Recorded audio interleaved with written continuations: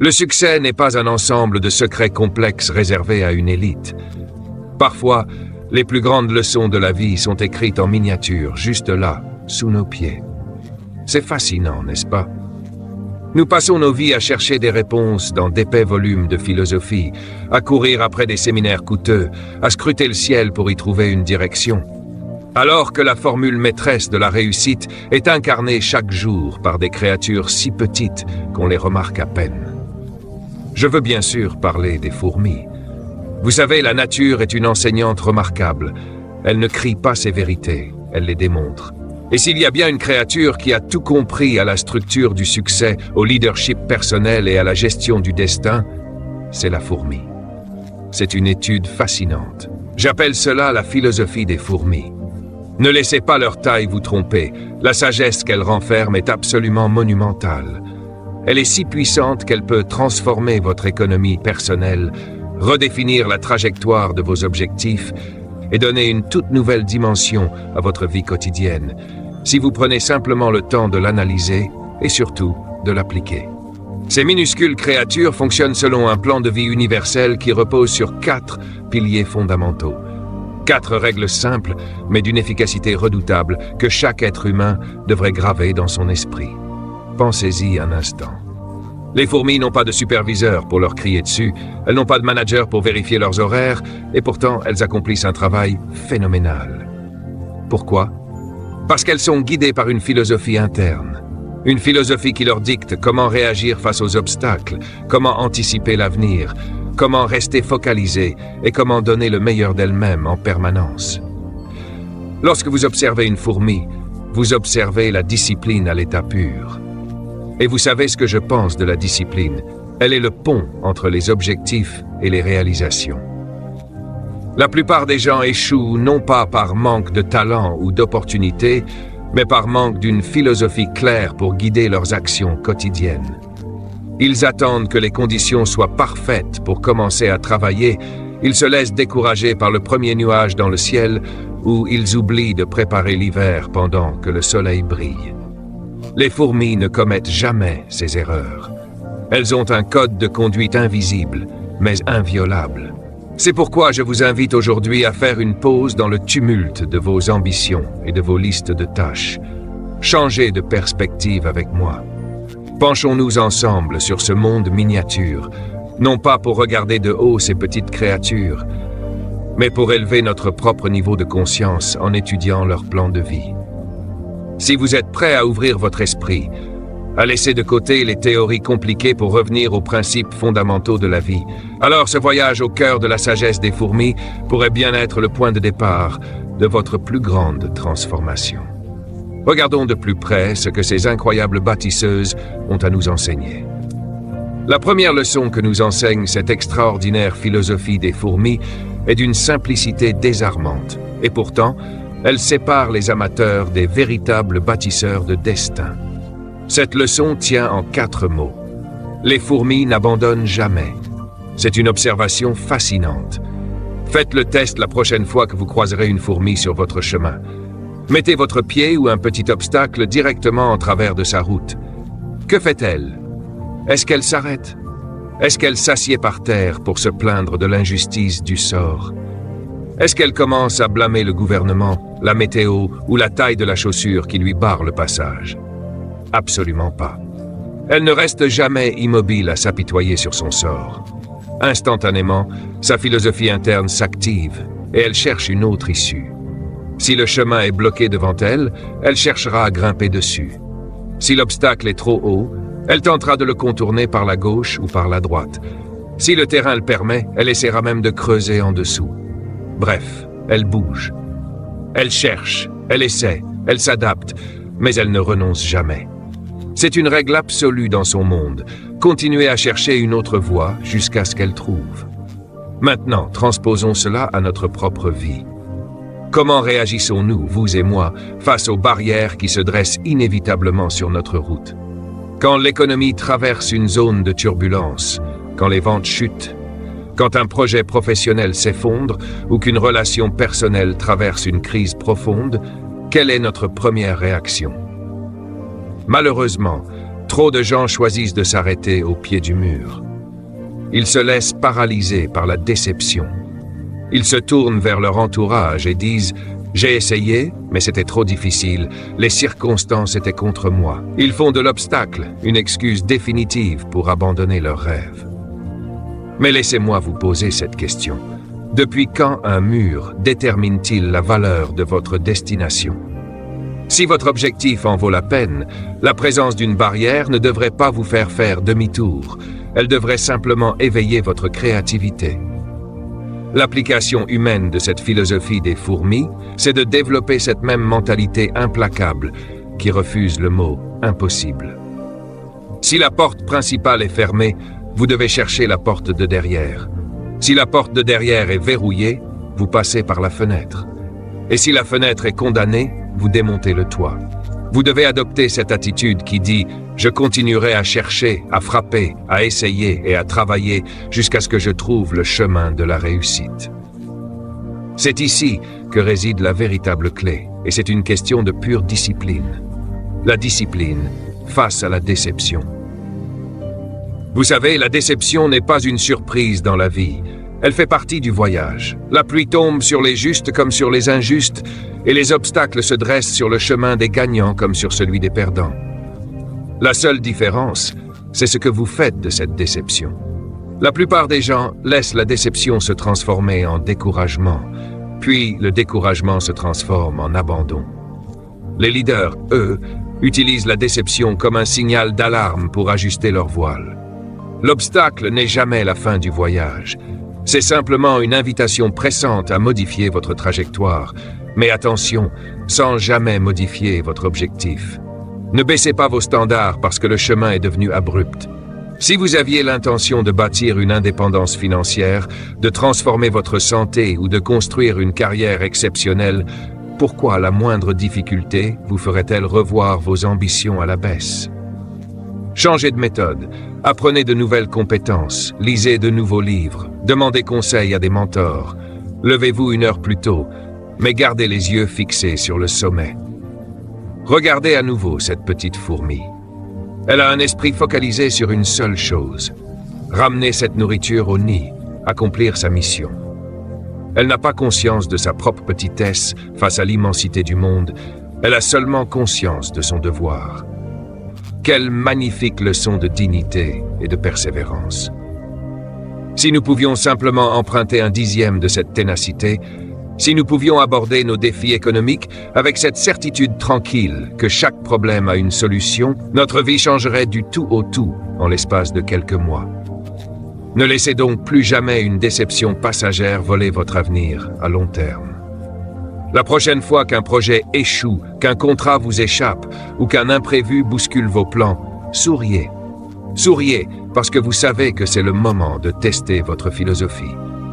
Prenez une profonde inspiration, rappelez-vous la petite créature sous vos pieds et dites-vous, si elle peut contourner un rocher 1000 fois plus grand qu'elle, je peux certainement trouver un moyen de surmonter ce défi.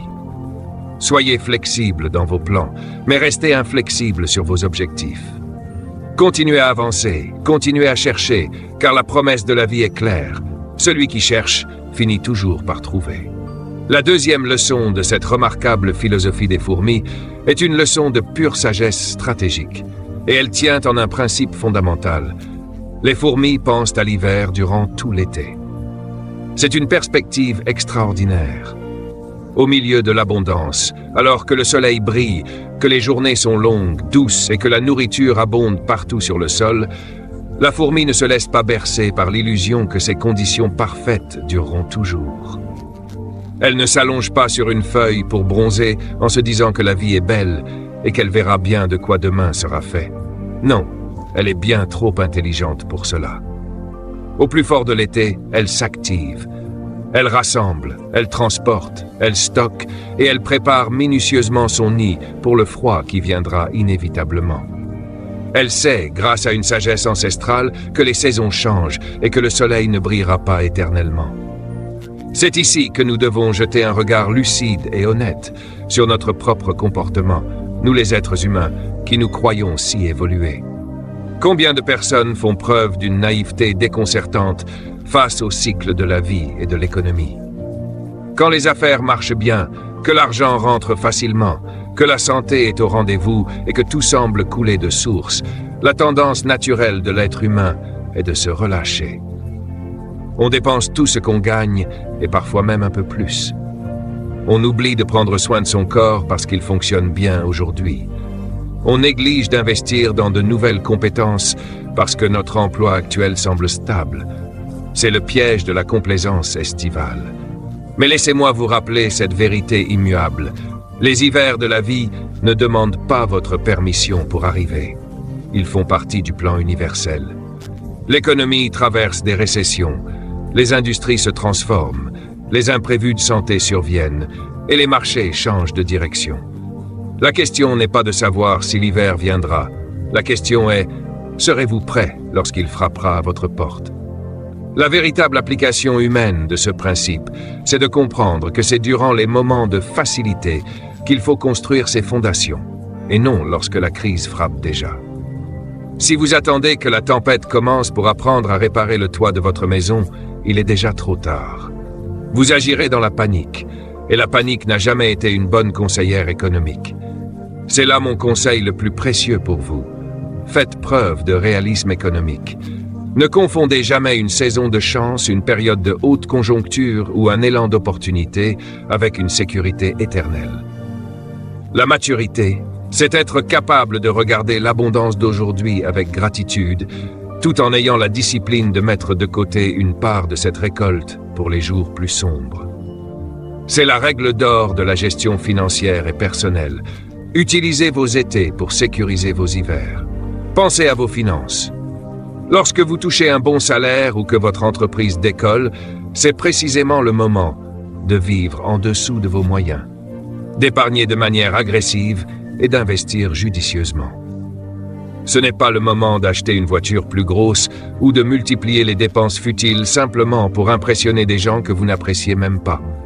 Créez ce réservoir financier, ce rempart de sécurité qui vous permettra de traverser n'importe quelle tempête économique la tête haute sans jamais avoir à mendier ou à sacrifier vos valeurs. Pensez à votre santé. C'est quand vous êtes plein d'énergie, jeune et en forme, qu'il faut adopter une alimentation saine, faire de l'exercice régulièrement et nourrir votre corps avec de bons nutriments. Si vous attendez que le médecin vous donne un avertissement sérieux pour changer vos habitudes, le coût sera infiniment plus élevé et le chemin de la guérison beaucoup plus difficile. De la même manière, utilisez votre temps libre actuel pour lire des livres, assister à des séminaires, enrichir votre esprit et développer votre valeur sur le marché. Devenez une personne si compétente et si polyvalente que peu importe l'hiver économique qui s'abat sur votre secteur, vous resterez indispensable. Les personnes qui réussissent ne sont pas des victimes des circonstances, ce sont des maîtres de l'anticipation. Elles ont cette double vision extraordinaire. Elles profitent pleinement de la chaleur de l'été, mais elles gardent toujours un œil sur le calendrier. Elles savent que la vie est une succession de cycles. Après le jour vient la nuit, après la marée haute vient la marée basse, et après un été d'opportunité viendra un hiver de transition. C'est une loi de la nature, et on ne peut pas négocier avec les lois de la nature. On peut simplement s'y aligner. Regardez la paix d'esprit que possède une colonie de fourmis lorsque les premiers flocons de neige commencent à tomber. Elles sont à l'abri, bien au chaud, avec des réserves suffisantes pour tenir jusqu'au retour du printemps. Elles ne tremblent pas de peur, elles ne supplient personne de venir les sauver. Elles ont payé le prix de leur sécurité à l'avance, par leur travail acharné sous le soleil de juillet. Quelle dignité! C'est exactement cette liberté et cette sérénité que je souhaite pour vous. Alors, examinez votre vie aujourd'hui. Si vous traversez actuellement un été, si les choses vont bien pour vous, si les opportunités se présentent, je vous en félicite chaleureusement. Profitez-en. Mais par amour pour votre avenir et celui de votre famille, ne devenez pas paresseux. Soyez prévoyants. Remplissez vos greniers, affûtez vos outils, consolidez vos connaissances. Devenez comme la fourmi, une créature qui avance avec le sourire, mais qui sait exactement comment transformer l'abondance passagère d'un été en une sécurité durable pour tous les hivers à venir. Pour approfondir cette question cruciale de la prévoyance, j'aimerais que nous nous arrêtions un instant sur la manière concrète de structurer notre vie lorsque tout va bien, lorsque nous sommes, pour ainsi dire, en été. Vous savez, l'été de notre vie est une période bénie, mais c'est aussi une période de immenses responsabilités personnelles. C'est le moment idéal pour poser les 3 pierres angulaires de votre sécurité future. L'épargne méthodique, le développement continu de vos compétences et la création de réserves inexpugnables. Commençons par l'épargne. L'erreur la plus fréquente que je vois commettre est de penser que l'on commencera à épargner quand on gagnera plus d'argent. Quelle tragédie! Si vous ne pouvez pas économiser $1 sur un billet de 10, vous ne pourrez jamais économiser $10 000 sur un chèque de 100 000. La discipline financière commence exactement là où vous vous trouvez aujourd'hui. Structurer sa vie en été, c'est décider, avant même de dépenser le moindre centime, qu'une partie de chaque dollar que vous gagnez vous appartient pour toujours. C'est votre capital de sécurité, votre fonds de liberté. Ensuite vient le développement de vos compétences. Quand le soleil brille et que votre emploi ou votre entreprise est stable, c'est le moment d'investir massivement dans votre cerveau. N'attendez pas d'être licencié pour apprendre une nouvelle langue, maîtriser les nouveaux outils technologiques ou perfectionner vos compétences en communication. Si vous n'ajoutez pas régulièrement de la valeur à ce que vous êtes, le marché finira par vous dévaluer. Prenez l'habitude de lire 30 minutes par jour, d'écouter des programmes audio éducatifs pendant vos trajets, de suivre des formations. Devenez un étudiant permanent de votre profession. Enfin, créez des réserves. Des réserves d'argent, bien sûr, mais aussi des réserves d'énergie, de relations solides et de bonne volonté.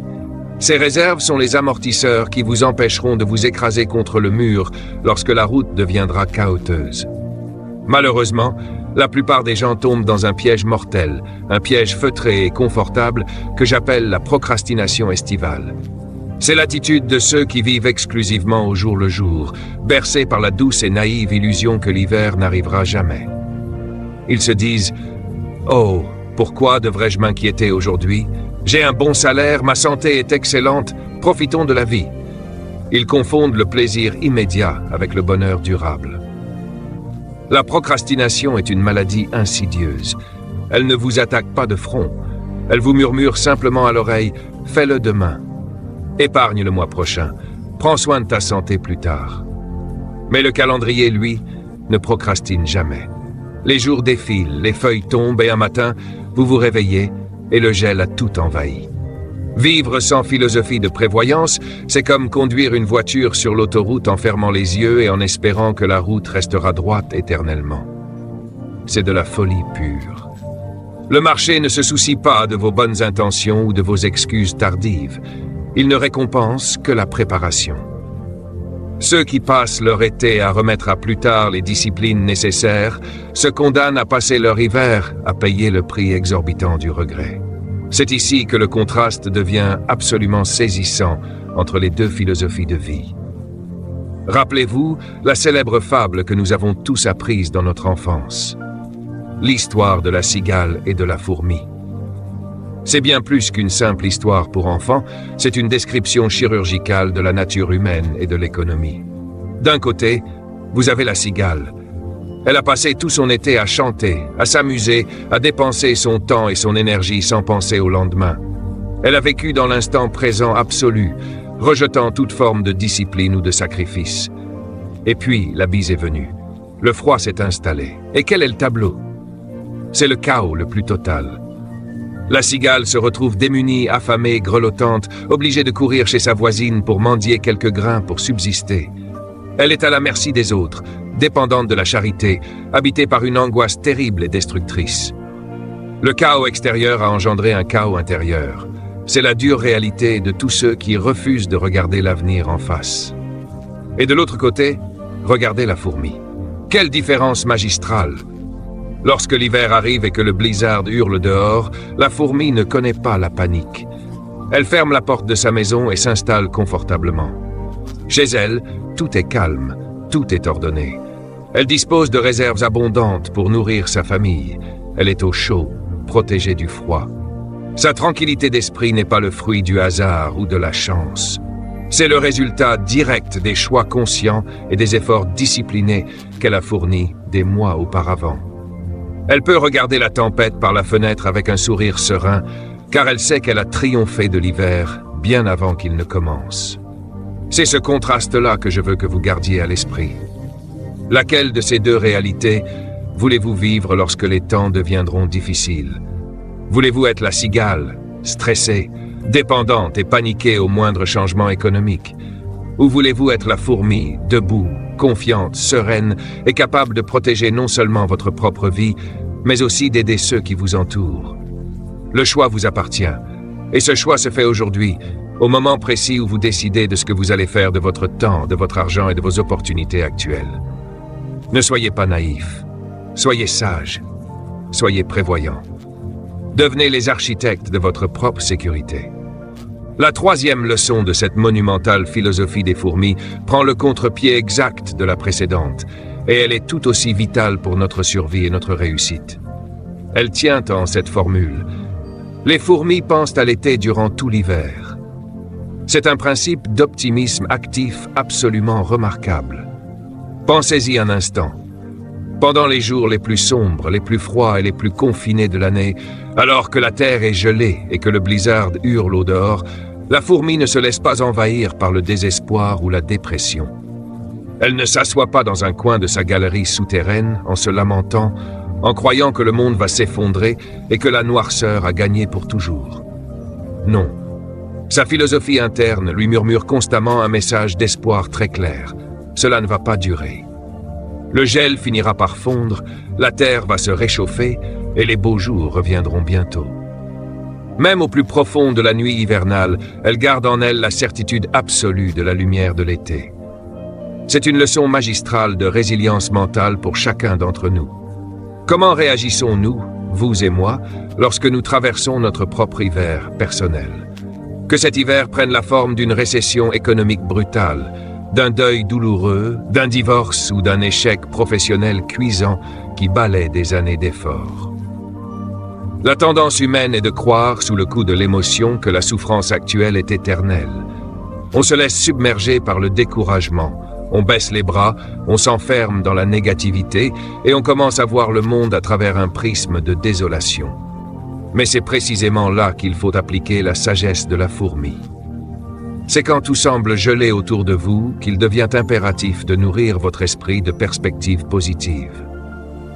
L'optimisme dont je parle ici n'est pas une attente naïve ou passive, c'est une force active. C'est la capacité de regarder un champ enneigé et d'y voir déjà les futures récoltes. C'est la discipline mentale qui consiste à se dire « Cette crise a un début, mais elle a aussi une fin.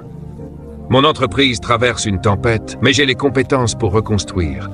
Mon cœur est lourd aujourd'hui, mais la joie reviendra. » Ne laissez pas l'hiver geler votre vision de l'avenir. Si vous perdez votre vision, vous perdez votre élan. Et si vous perdez votre élan, vous devenez une victime des circonstances. C'est là une des clés les plus fondamentales que j'ai apprises au cours de ma vie, la gestion des saisons. Il faut comprendre et accepter que la vie est cyclique. L'hiver n'est pas permanent.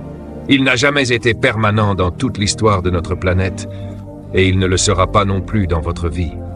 Après la nuit la plus noire vient toujours l'aube, et après l'hiver le plus rude vient inévitablement le printemps. Votre rôle, pendant que la tempête fait rage, n'est pas de vous battre contre le vent. Vous ne pouvez pas changer le vent. Votre rôle est de prendre soin de votre état d'esprit, d'étudier, de planifier et de vous préparer pour la saison qui vient. Regardez ce que fait la fourmi. Elle ne se contente pas d'attendre passivement que l'été batte son plein. Dès que le premier jour de douceur pointe le bout de son nez, dès le tout premier rayon de soleil printanier qui vient réchauffer la surface du sol, la fourmi sort immédiatement de son nid. Elle n'attend pas 2 semaines pour vérifier si le temps est vraiment sûr. Elle n'attend pas que toutes ses voisines soient sorties pour se lancer. Elle est prête.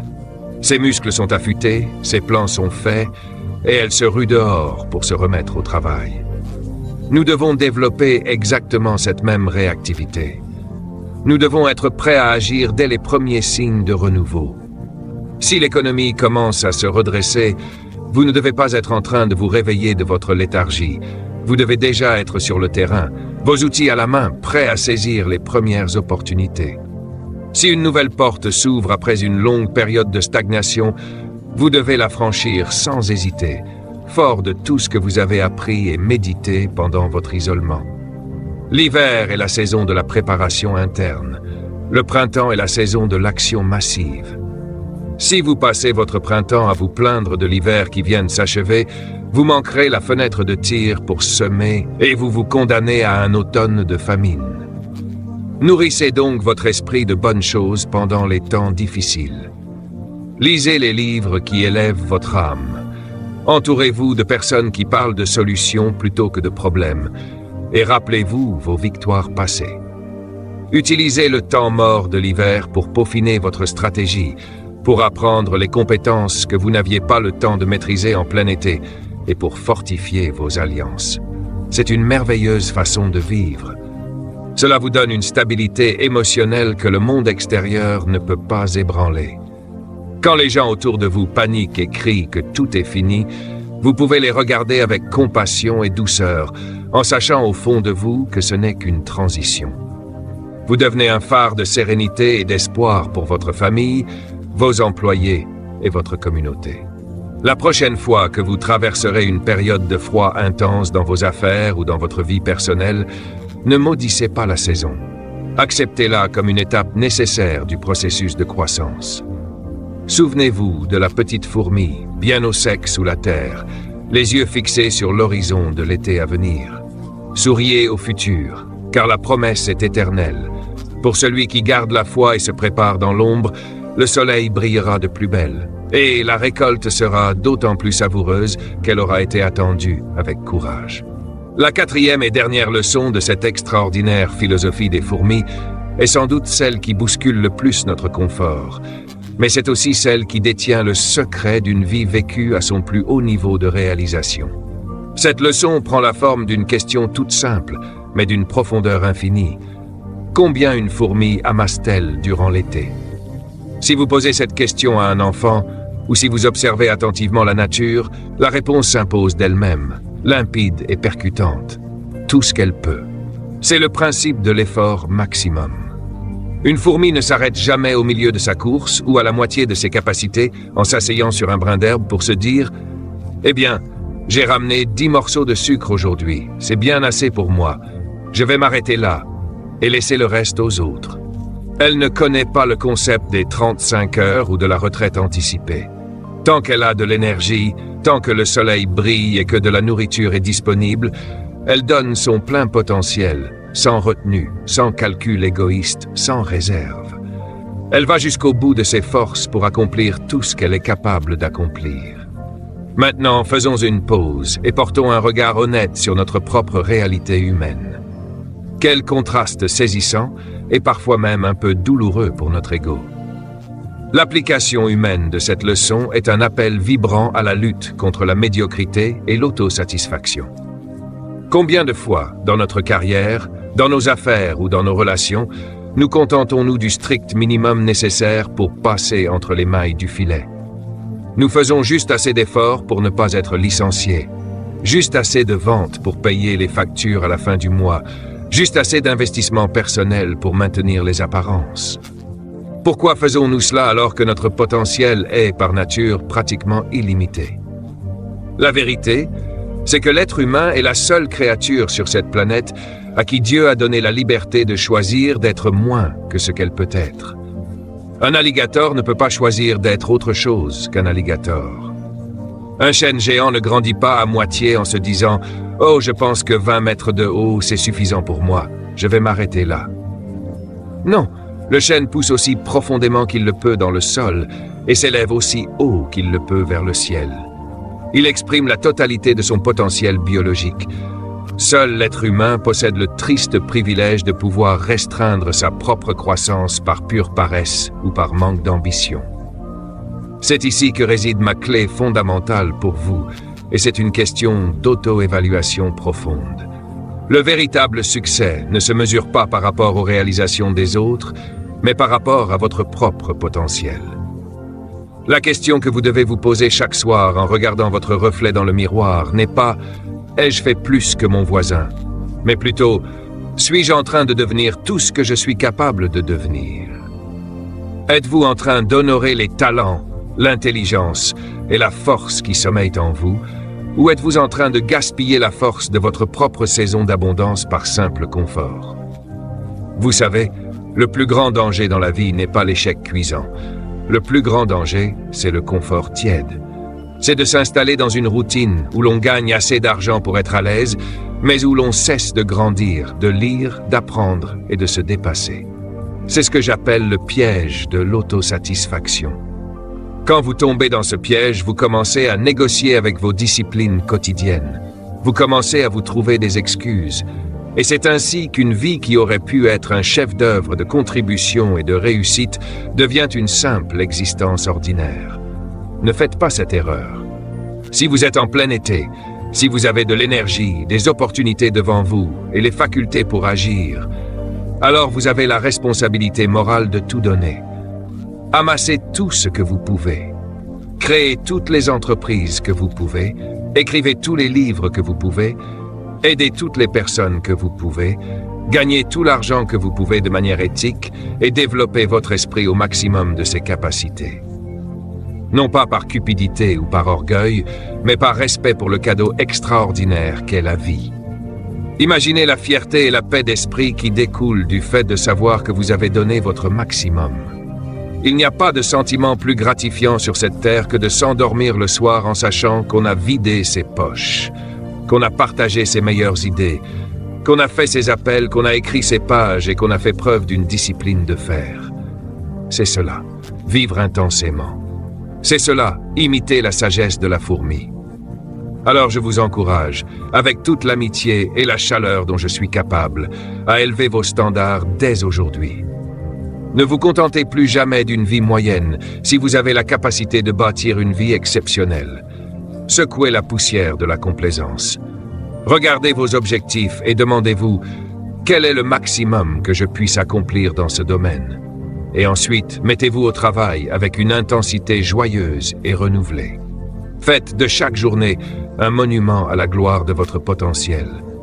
Devenez, à l'image de cette toute petite créature si magnifiquement inspirante, un bâtisseur infatigable qui ne s'arrête que lorsque tout ce qui pouvait être fait a été accompli avec excellence.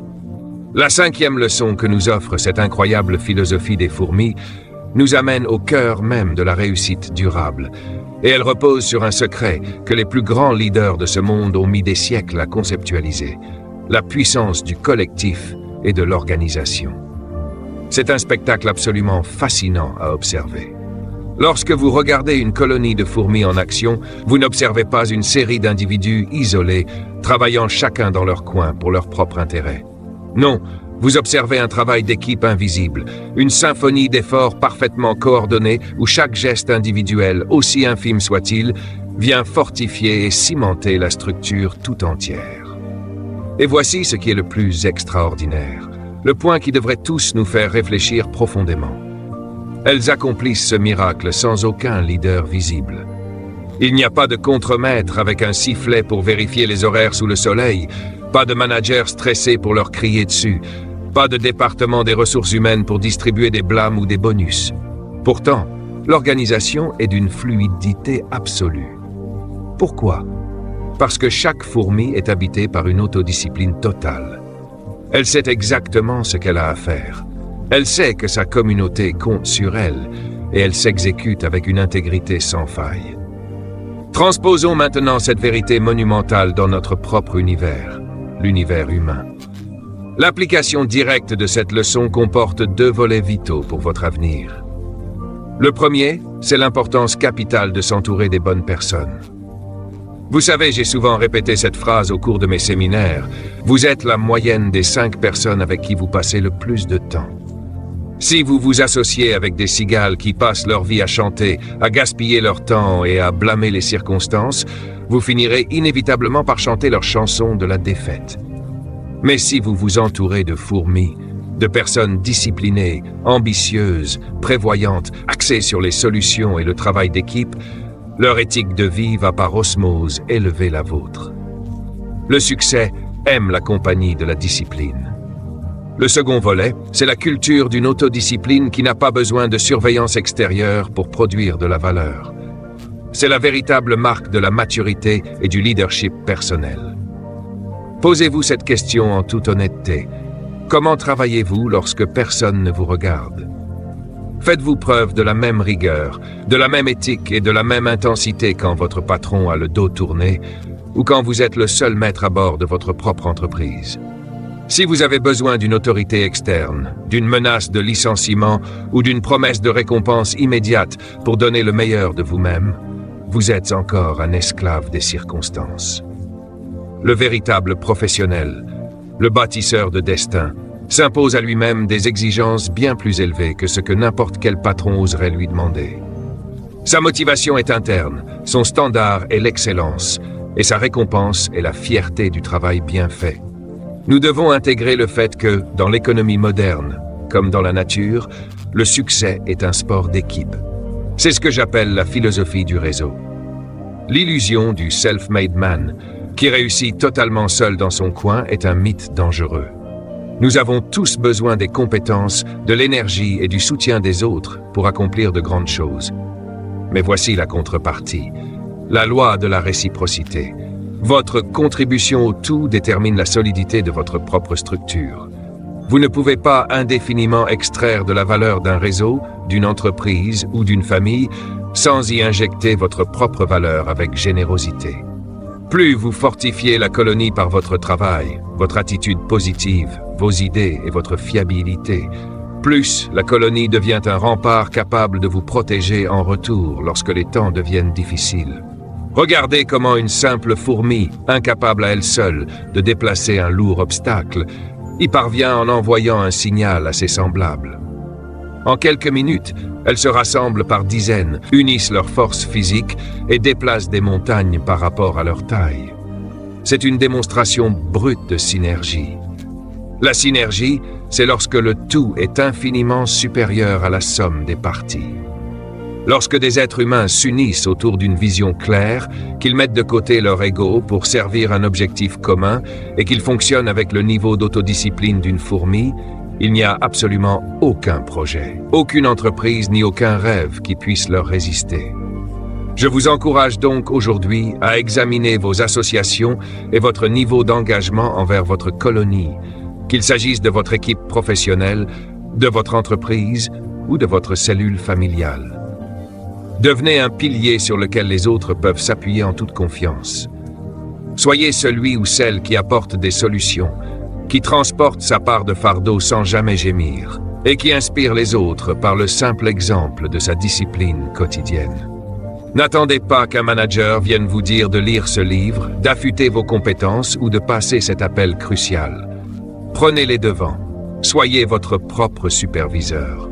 En développant cette autodiscipline invisible mais puissante et en apprenant à orchestrer vos efforts avec ceux des autres, vous cesserez de subir l'économie pour commencer à la construire.